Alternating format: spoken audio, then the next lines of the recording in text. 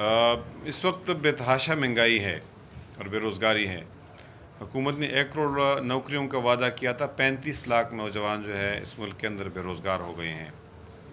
50 لاکھ گھروں کا وعدہ کیا تھا، کوئی گھر نہیں بن سکا ہے۔ جو بنیادی سہولتیں ہیں وہ بالکل ناپید ہے، پینے کا صاف پانی نہیں ہے۔ اور کل میں مند گیا تو وہاں کے اس علاقے کے لوگوں نے مجھے بتا دیا، سوران ایک جگہ ہے کہ پوری سب ڈویژن کے اندر ایک ہائی اسکول بھی نہیں ہے، ایک بیسک ہیلتھ یونٹ بھی نہیں ہے، اور لوگ 135 اور 140 گز کے اندر ایک بور بناتے ہیں اپنے پیسوں سے، اور جو پانی ہمیں پیش کیا گیا وہ پانی جو ہے وہ جانوروں کی پینے کا بھی نہیں تھا۔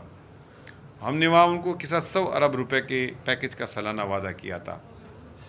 آپ نے گوادر میں دیکھ لیا کہ گوادر میں جتنے بھی لوگ تھے وہ سارے لوگ نکل گئیں اور ایک ہی نعرہ لگا رہے تھے کہ پانی دو، پانی دو۔ اب صورتحال یہ ہے کہ مہنگائی ہے، بے روزگاری ہے، حکومت اپنے وعدوں پہ عمل نہیں کر رہی ہے، جو سروس ڈیلیوری کا نظام ہے وہ کولیپس ہو چکا ہے،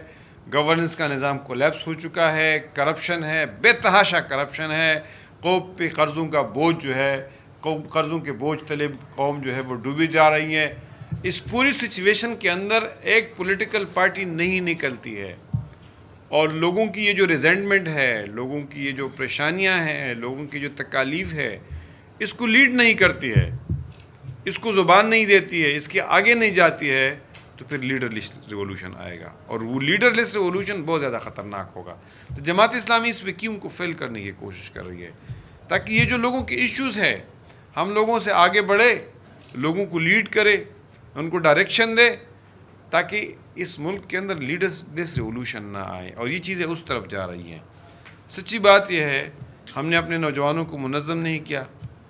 ان کو ڈائریکشن نہیں دی، ان کو ایک مقصد کے پیچھے نہیں لگایا، ان کو ایک آرگنائز جدوجہد کے پیچھے نہیں لگایا، تو اس ملک کے اندر بہت زیادہ خدشہ موجود ہے کہ یہ جو حکومت IMF کے ڈکٹیشن پہ بجلی، تیل، گیس، ان کی قیمتوں کے اندر اضافے کر رہی ہے، چینی مافیا ہے، آٹا مافیا ہے، کارٹیلز ہے، جس طریقے سے اس نے اس پوری قوم کو یرغمال بنایا ہوا ہے، آپ کی میڈیا کو جس طرح ہٹ کر رہے ہیں، جس طریقے سے آپ کے رزق کے نوالے چھین رہے ہیں، جس طریقے سے میڈیا کو، جوڈیشری کو بے وقت کیا گیا ہے، پارلیمنٹ کو بے وقت کیا گیا ہے، کوئی ادارہ جو ہے ان کی دستبرد سے اس سے خالی نہیں ہے، اس سے محفوظ نہیں ہے۔ اس سچویشن کے اندر ایک پولیٹیکل پارٹیز اپنا رول نہیں ادا کرے گی تو ایک لیڈر لیس ریولوشن بھی آئے گا جو کہ خوفناک ہوگا۔ جماعت اسلامی اس وکیم کو فیل کرنے کے لیے جا رہی ہے اسلام آباد۔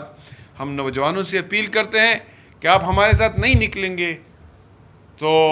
اس کا نتیجہ یہ ہوگا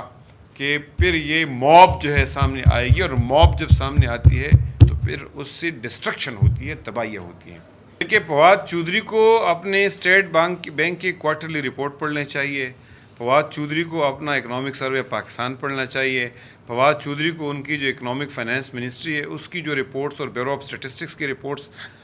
جاری ہوتی وہ پڑھنے چاہیے۔ یہ جو میں 35 لاکھ کی فگر کہہ رہا ہوں، یہ میں اپنی طرف سے نہیں کہہ رہا، یہ انہی ڈاکومنٹس کے اندر موجود ہے کہ یہ بے روزگار ہو گئے ہیں۔